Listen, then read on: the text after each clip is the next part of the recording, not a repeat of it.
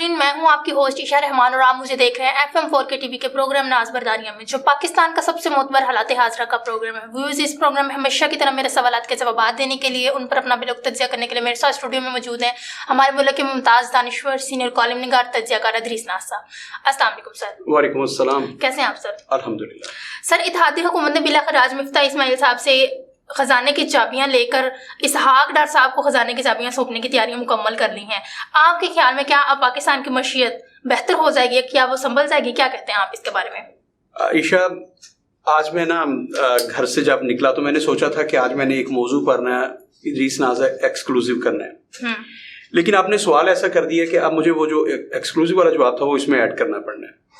اچھا، یہ جس نے بھی ڈرائنگ کیا ہے سارا، جی ظاہر ہے کہ ہم بار بار کہہ رہے تھے اور پورا ملک کہہ رہا تھا کہ مفتاح اسماعیل صاحب جو ہیں ان سے نہیں سنبھالی گئی معیشت، وہ سمجھ ہی نہیں پائے کہ ہم نے کرنا کیا ہے۔ میں نے ایک پروگرام میں کہا تھا بہت عرصہ پہلے اس کا حوالہ دے لوں، میں نے کہا تھا جب پرویز مشرف آئے تو پرویز مشرف نے ایک بات سوچی اپنے تھنک ٹینک کے ساتھ بیٹھ کے، انہوں نے کہا کہ لوگ بھول جائیں کہ ایک ڈکٹیٹر جو ہے، ایک آمر جو ہے، وہ آمریت آ گئی ہے ملک میں، کیسے لوگوں کو ان کی توجہ جو ہٹا دی جائے۔ تو ان کا جو تھنک ٹینک تھا انہوں نے مشورہ دیا، انہوں نے کہا کہ آپ ایسا کریے کہ جو وزیر خزانہ ہو یا آپ کا جو وزیر اعظم ہو، جو چیف ایگزیکٹو ہو جس نے اس ملک کے معاملات کو لے کے چلنا ہے، جی، وہ آپ ایسا کمپیٹنٹ بندہ لے کے آئیں جو ماہر معاشیات ہو، جو آپ کی معیشت کو سنبھالا دے، عام لوگوں کا اگر کچن متاثر نہ ہو، بلکہ عام لوگوں کا، عام بندے کا، عام آدمی کا اگر روٹی روزی کا سلسلہ چل نکلے نا تو اس کے بعد لوگ بھول جائیں گے۔ پھر آپ بے شک جنرل ضیاء الحق کی طرح 11 سال حکومت کر لیجیے گا، 13 سال حکومت کر لیجیے گا۔ اور آپ کو یاد ہے یہ پرویز الہی صاحب جو ہمارے وزیر اعلیٰ پنجاب، انہوں نے کہا تھا کہ ہم پتہ نہیں کتنی مرتبہ، 10 مرتبہ شاید انہوں نے کہا تھا کہ ہم بار بار جو ہے پرویز مشرف صاحب کو وردی سمیت صدر منتخب کروانے کے لیے تیار ہیں اور ہم کریں گے۔ تو انہوں نے کہا تھا کہ پوری قوم جو ہے پھر وہ یہ کہے گی کہ پرویز مشرف کو ہم باوردی صدر منتخب کروانے کے لیے تیار ہیں، تو جب تک آپ مرضی حکومت کیجیے گا۔ پرویز مشرف کی یہ بات سمجھ میں آ گئی کہ سب سے ضروری کام جو ہے نا وہ لے مین ہے، عام آدمی ہے۔ اگر ملک میں معیشت کا پہیہ چلتا رہے، اگر معاشی ترقی ہوتی رہے، تو پھر لوگ یہ بھول جاتے ہیں کہ ملک میں آمریت ہے یا ڈیموکریسی ہے۔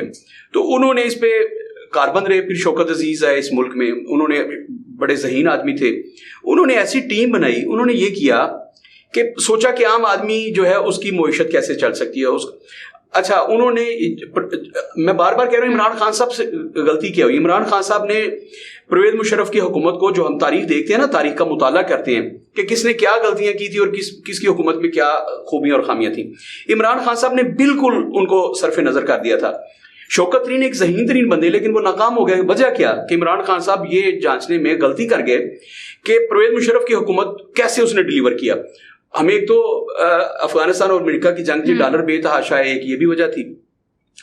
عمران خان صاحب یہ بھول گئے کہ انہوں نے کیا کیا، انہوں نے یہ کیا کہ آپ دیکھیں نا، عمران خان صاحب جب آئے ہیں تو انہوں نے یہ کر دیا کہ انہوں نے ایک عام آدمی سے، کسی کے اکاؤنٹ میں 10 لاکھ روپے بھی ہوتے تھے تو 5 ادارے اس سے پوچھتے تھے تمہارے پاس 10 لاکھ کہاں سے ہے؟ اب 10 لاکھ کی کیا ویلیو ہے؟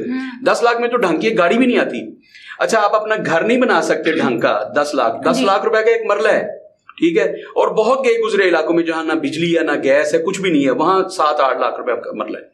تو 10 لاکھ روپے کی کیا ویلیو ہے؟ کوئی بندہ 10 لاکھ روپے کی رجسٹری کروا لیتا تھا نا، تو 5 ادارے اس کے گھر پوچھنے جاتے تھے، اس کو لیٹر لکھتے ہیں، FBR سے پوچھتے تمہارے پاس 10 لاکھ کہاں سے آئے ہیں، یہ پروو کرو۔ لوگ ڈر گئے، انہوں نے انویسٹمنٹ کرنا چھوڑ دیا۔ یہ جو پراپرٹی کا کام تھا، دیگر کام تھے، وہ ٹھپ ہو گئے تھے عمران خان صاحب کے دور۔ اتنا لوگوں پہ ڈر تھا۔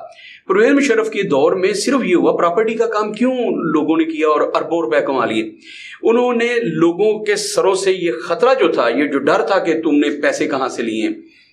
اچھا، اس زمانے میں پھر ریونیو بھی زیادہ اکٹھا ہوا پرویز مشرف کے زمانے میں، وہ لوگ تھے۔ پھر دیکھیے انہوں نے کیا کیا تھا، اس وقت کے وزیر خزانہ جو تھے اور اس وقت جو وزیر اعظم تھے، چیف ایگزیکٹو تھے، انہوں نے یہ کیا کہ بینک میں جو بندہ آتا تھا نا موٹر سائیکل والا، تو وہ آ کے لون مانگتا تھا تو اس کو گاڑی کی چابیاں دے دیتے تھے بڑے آسان کے ساتھ۔ اتنی گاڑیاں مل گئی روڈز پہ، اتنی گاڑیاں آ گئیں کہ جو بندہ سائیکل والا تھا پھر وہ ڈائریکٹ گاڑی پہ گیا ہے، کار پہ گیا، موٹر سائیکل پہ نہیں گیا۔ یہ تھا ان کا سٹائل۔ اچھا، عمران خان صاحب بالکل اس سے برعکس تھے۔ اسحاق ڈار صاحب آ رہے ہیں، اب آپ کا سوال یہ ہے کہ اسحاق ڈار صاحب آ رہے ہیں تو کیا معیشت سنبھل جائے گی؟ بلا شبہ اسحاق ڈار اس ساری چیز کو سمجھتے ہیں کہ میں کون سے اقدامات کروں گا. ایک تو اسحاق ڈار صاحب نے ویسے تو پچھلے دور میں انہوں نے یہ جو اب ہم بھگت رہے ہیں نا کہ بینک میں 1 لاکھ روپے آ گیا تو جو 1 لاکھ نکلوائے گا نان فائلر اس سے آپ پہلے 3,000 روپیہ کاٹتے تھے پھر 6,000 روپیہ, یہ اسحاق ڈار صاحب نے یہ متعارف کروایا تھا. کیونکہ اسحاق ڈار صاحب کو پتا ہے وہ جو کھتری نہیں ہوتے تھے پرانے وقتوں میں ساہوکار کھتری, اسحاق ڈار صاحب وہ سوچ کے بندے ہیں. میں یہ لفظ استعمال کر رہا ہوں اور سوچ سمجھ کے استعمال کر رہا ہوں ان کے لیے, اور یہ میں نے ان کو خراج تحسین پیش کیا ہے ان کو نیگیٹو. اچھا جو ساہوکار کھتری ہوتے تھے انہیں پتا ہوتا تھا لوگوں کی چمڑی کیسے اتارنی ہے, پیسے کہاں سے نکالنے ہیں. اسحاق ڈار صاحب ان لوگوں میں سے ہیں جنہیں پتا ہے کہ پیسے کیسے نکالنے اور کہاں سے لینے.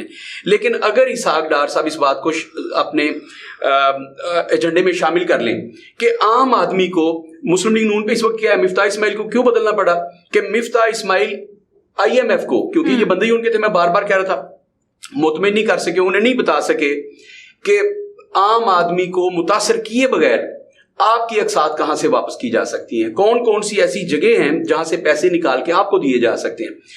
IMF نے جب پوچھا کہ ہم آپ کو پھر قرضے دے دیتے ہیں تو پیسے کہاں سے دیں گے, ان کے پاس ایک ہی IMF کے پاس تھا کہ آپ عام آدمی کو پیٹرول مہنگا کر کے, بجلی مہنگی کر کے, سوئی گیس مہنگی کر کے, اشیاء خرد و نوش جو آپ سبسڈی دے رہے ہیں وہ ختم کر دیں گے تو آپ دیں ہمیں پیسے. انہوں نے کہا جی بالکل ٹھیک ہے.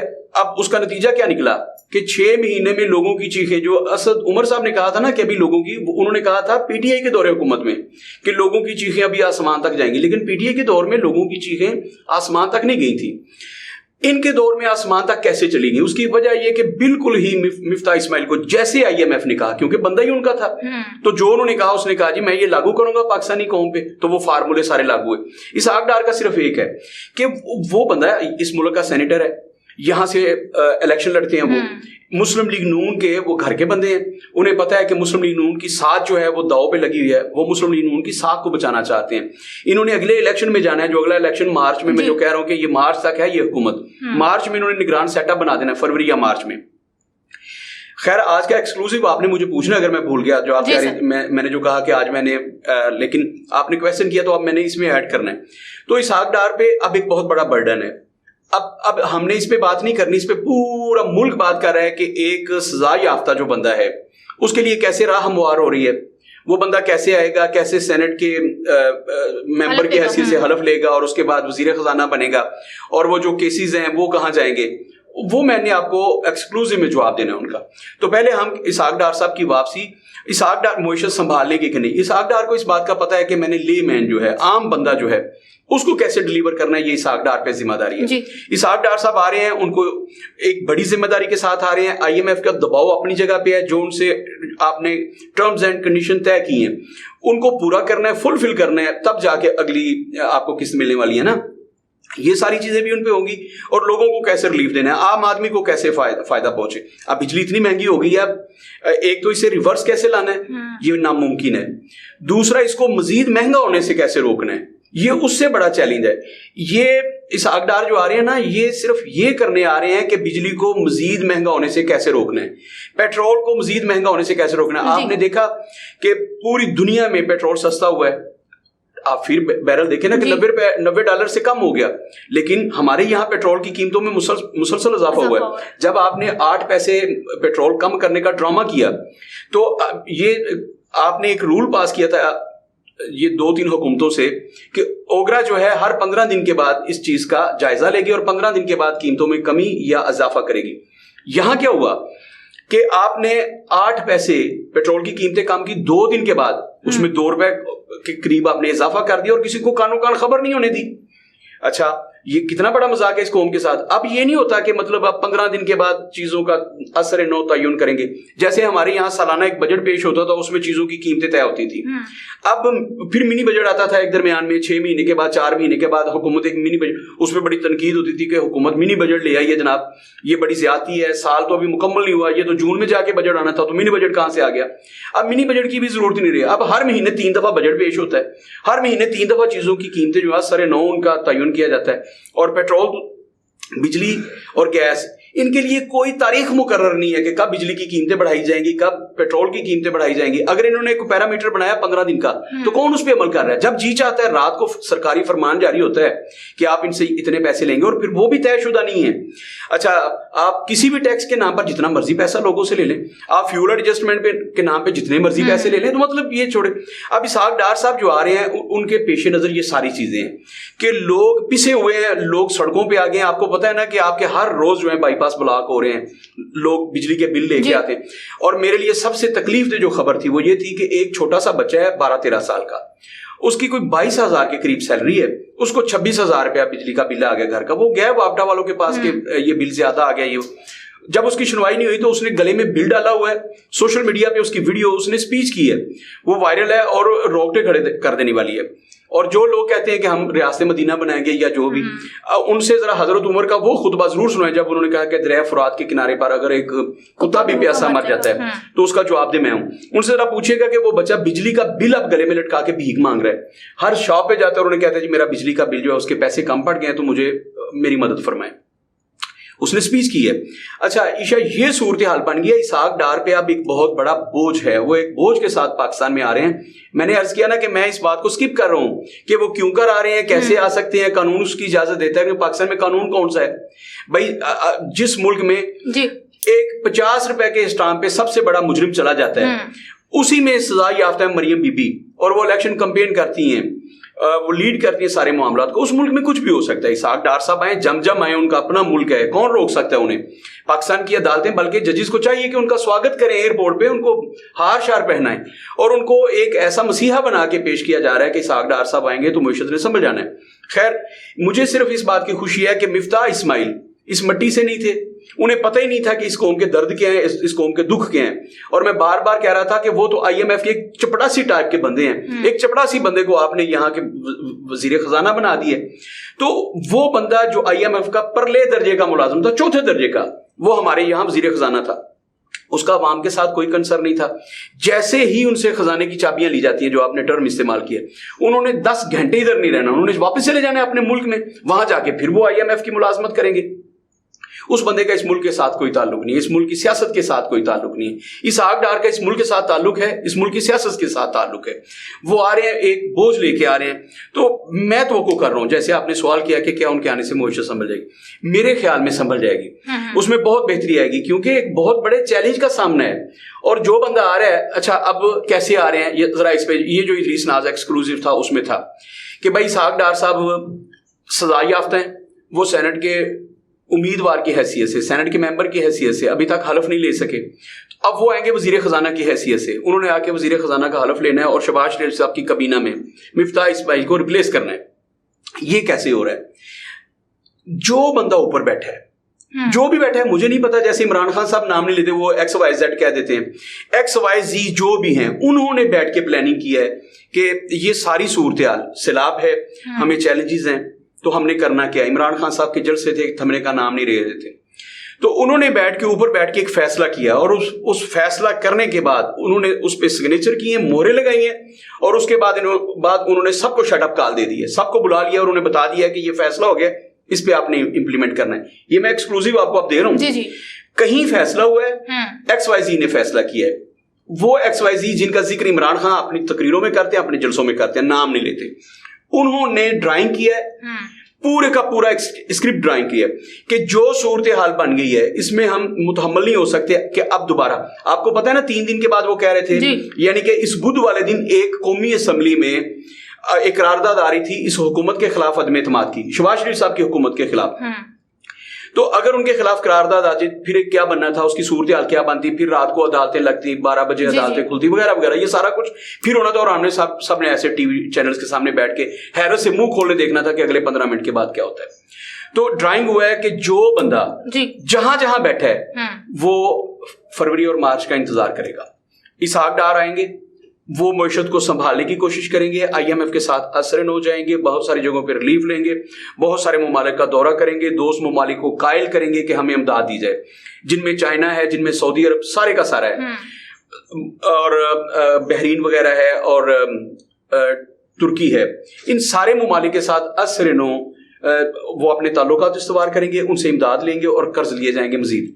اسی طرح بھارت کے ساتھ جو ہے ایک بہت بڑا تجارتی پیکج لے کے وہ آئیں گے. بھارت کے ساتھ ایک بڑے پیمانے پہ تجارت ہوگی, ملک کی معیشت کو سہارا دینے کے لیے. یہ ساری چیزیں جو ہیں یہ ان کے ایجنڈے میں شامل ہیں. اچھا, اسحاق ڈار کیا کریں گے اس پہ تو باتیں ہوتی رہیں گی. جن لوگوں نے یہ سارا ڈیزائن کیا, انہوں نے یہ ڈیزائن کیا ہے کہ اسحاق ڈار آئے اسے کوئی کچھ نہیں کہے گا, وہ آئے معیشت کو سنبھالنے کی کوشش کرے, مفتاح اسماعیل واپس چلے جائیں. اور ساتھ میں یہ کہا گیا کہ عمران خان صاحب آپ دوبارہ اسمبلیاں جوائن کریں, انہی اسمبلیوں میں آپ کے استعفے نہیں ہوں گے, آپ اسمبلیوں میں واپس آئیں, اپوزیشن لیڈر کا کردار ادا کریں. اور جو چیف آف آرمی اسٹاف کی تعیناتی ہونی ہے, چونکہ اس میں میجر رول جو ہوتا ہے وہ اپوزیشن لیڈر کا ہوتا ہے, اس کی مشاورت شامل ہوتی ہے. جو جتنی بھی اہم اپوائنٹمنٹس ہیں وہ چیف الیکشن کمشنر کی ہو, وہ نیب کے چیئرمین کی ہو, یا کوئی بھی اہم, اس میں سب سے اہم رائے جو ہوتی ہے وہ اپوزیشن لیڈر کی ہوتی ہے. تو انہیں کہا گیا ہے کہ آپ واپس آئیں, اسمبلی میں وہاں بیٹھ کے آپ ان کے ساتھ مشاورت کریں اور اپنی مرضی کے ساتھ, آپ کی مرضی کے بغیر نہ ہوں. تو یہ سارے لوگوں کو کہا گیا ہے کہ آپ اس ملک کی حالت کو دیکھیں, اس وقت ملک کی جو معاشی صورتحال ہے اس کو دیکھیں, تو اس کو کیسے بہتر کیا جا سکتا ہے. اب ایک نیا جو دور شروع ہونے والا ہے اکتوبر میں, آپ کو یاد ہے میں نے کہا تھا کہ اکتوبر جو ہے وہ چینجز کا مہینہ ہے, اس میں بہت ساری چینجز آنے والی ہیں, اور میں نے بہت ساری چیزیں آپ کو بتائی تھی. عمران خان صاحب کو یہ بتا دیا گیا کہ خان صاحب اگر آپ یہ جو پلان سی ہے اس کو پلان اے میں شامل نہیں کر لیتے تو پھر اس کے بعد صرف اسحاق ڈار کی چھٹی نہیں ہونی, پھر ہمیشہ کے لیے نواز شریف کی چھٹی نہیں ہونی, وہی بلیمز آپ پہ ہیں, وہی چارجز آپ پہ ہیں, پھر آپ کی بھی چھٹی ہونے والی ہے, پھر آپ بھی منظر سے ہٹ جائیں گے. یہ ساری چیزیں. اچھا, عمران خان صاحب کو جو ریلیف ملا ہے نا عدالت کی طرف سے, وہ جو ان پہ دہشت گردی کا مقدمہ تھا اور وغیرہ وغیرہ, وہ ہمیں نہیں ملا. وہ جو میں آپ کو بتا رہا ہوں یہ اس کے پیچھے وہ کہانی ہے, وہاں سے یہ ساری چیزیں طے ہوئی ہیں اور عمران خان صاحب نے لچک کا مظاہرہ کیا. عمران صاحب فٹ بیک پہ گئے ہیں. اب آنے والے دن یہ ثابت کریں گے کہ جو ہم تجزیہ کر رہے ہیں وہ کس حد تک درست ہے. اگر عشاء یہ سارے لوگ اس جو میں نے آپ کو بتایا اس پلان کے تحت نہیں چلتے تو پھر آپ دیکھیں گے کہ اسحاق ڈار کی چھٹی نہیں ہونی, پھر نواز شریف کی چھٹی نہیں ہونی, پھر بہت سارے لوگوں کی چھٹی ہونی ہے, اور ان میں عمران خان صاحب بھی شامل ہیں, ان میں شیر رشید بھی شامل ہیں, اس میں بہت بڑے بڑے نام ہیں. انہوں نے 22-25 لوگوں کے نام نکالے ہیں. پھر جو لوگ جو جیلوں میں ہوں گے, اس ملک سے بھاگیں گے, اور کہا تو یہ گیا کہ ان کو اس ملک سے بھاگنے بھی نہیں دیا جائے گا, وہ جیلوں میں ہوں گے. تو یہ ایک پلاننگ ہوئی ہے, کسی سطح پہ بیٹھ کے XYZ نے کی ہے, جن کے نام عمران خان صاحب کو بھی نہیں آتے, ہمیں بھی نہیں آتے. انہوں نے پوری پلاننگ کر لی ہے اور انہوں نے ان کو شٹ اپ کال دے دی ہے کہ آپ اپنے اپنے دائرے میں رہیں اور اپنا اپنا کام کریں, کوئی کسی کو ڈسٹرب نہیں کرے گا, آپ اپنی سیاست کریں. وہی جیسے مریم بی بی اپنی ہی حکومت میں اپوزیشن بنی ہوئی تھی, جو کال آئی ہے, مجھے نہیں پتا وہ کال درست ہے کہ نہیں, وہ جو انہوں نے ریکارڈ کر لی ہے, آڈیو لیک ہوئی ہے کہ چچا جان آپ مہنگائی کرتے جائیں اور میں وبیلا کرتی جاؤں گی کہ میرے آنسو نہیں رک رہے, چچا آپ نے کیا کر دی ہے. نواز شریف رو رو کے ہلکان ہو گئے ہیں, وہ کہہ رہے ہیں شہباز شریف کر کیا رہا ہے. تو یہ جو چیزیں تھیں, اب عمران خان صاحب بالکل اسی پیٹرن پہ کام کریں گے کہ ان کے علم میں ہوگا کہ مہنگائی ہو رہی ہے, کیا ہو رہا ہے, یہ وبیلا کریں گے, یہ کہیں گے کہ میں جا رہا ہوں عوام کے پاس, میں یہ کر دوں گا وہ کر دوں گا. تو جو کچھ بھی ہوگا اگلے دن وہ اسکرپٹڈ ہوگا, سب کچھ لکھا پڑا ہوگا. جنہوں نے XYZ نے یہ پلاننگ کیا وہ اسکرپٹ دیں گے, اپوزیشن لیڈر بھی اسی اسکرپٹ پہ کام کرے گا, حکومت بھی اسی اسکرپٹ کے مطابق کام کرے گی, اسحاق ڈار صاحب بھی اسی اسکرپٹ پہ کام کریں گے, اور IMF کو اور دیگر ممالک کو ہم اسی اسکرپٹ کے مطابق کہیں گے کہ ہمارے ساتھ تعاون کریں, ہم اس اسکرپٹ کے ساتھ آپ سے چلنا چاہتے ہیں. یہ ہے نئی پلاننگ. جی ناظرین, آپ نے ہمارے سینئر تجزیہ کار کی گفتگو سنی. امید ہے آپ کو آپ کے بہت سے سوالات کے جوابات مل گئے ہوں گے. اسی کے ساتھ اپنی میزبانی شاہ رحمان کو اجازت دیجیے. اللہ حافظ.